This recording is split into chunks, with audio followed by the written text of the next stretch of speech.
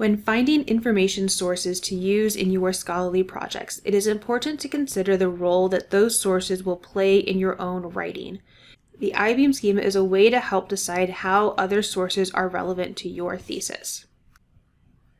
The I-beam schema is a rhetorical vocabulary that helps describe and analyze ways writers use sources in their writing. It was initially coined as beam by Joseph Bishop in a 2008 article, and later Troutman and Mullen added another way to use rhetorical items.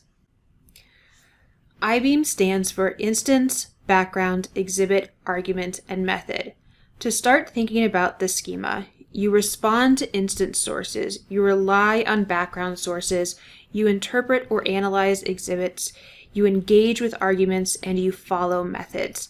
These categories are not exclusive, and a source of information may play more than one role in your writing, and you may not use sources in each category for every project you create.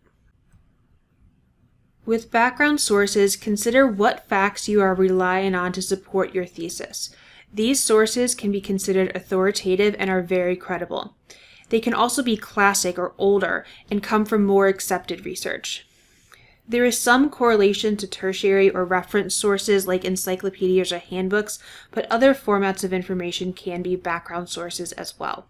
You will often use them very early on in your paper as kind of introductory material. There's also some overlap with instance and method sources. With exhibit sources, think about how you are interpreting or analyzing them. These are often used as concrete examples to bolster a claim that you are making, and you will often need to work to explain to your audience why this source is important or the meaning behind the source.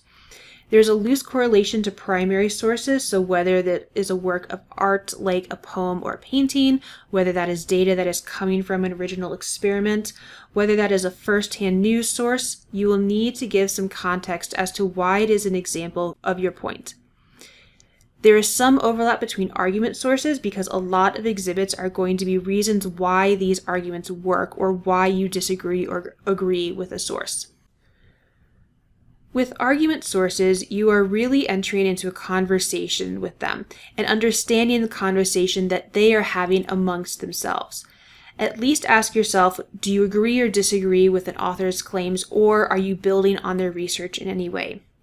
There is a loose correlation to some secondary sources or criticism of or discussion around ideas and facts and how to interpret those facts.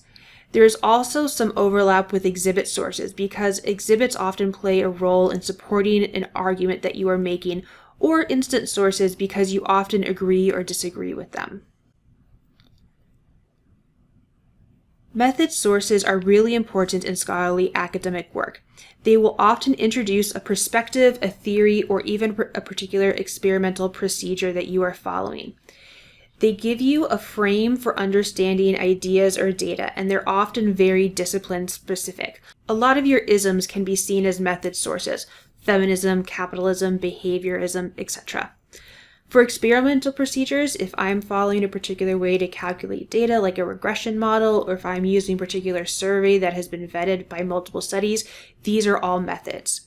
There's a loose correlation to primary or tertiary sources, so primary sources can introduce a theory from its originator, or tertiary sources like handbooks lay out how a particular mathematical model or laboratory procedure works. There is a lot of overlap with background because this framework gives context to or guides how you are doing your research.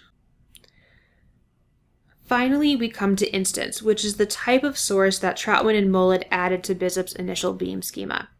An instance source shapes why you are creating or presenting. You are often directly responding to this source and establishing your niche for writing. These sources are often referred to early on in your work, almost the first citation that you see in a lot of cases. It can be another scholarly work that you are trying to refine. It could be a press release that you are responding to. It could be a report that came out.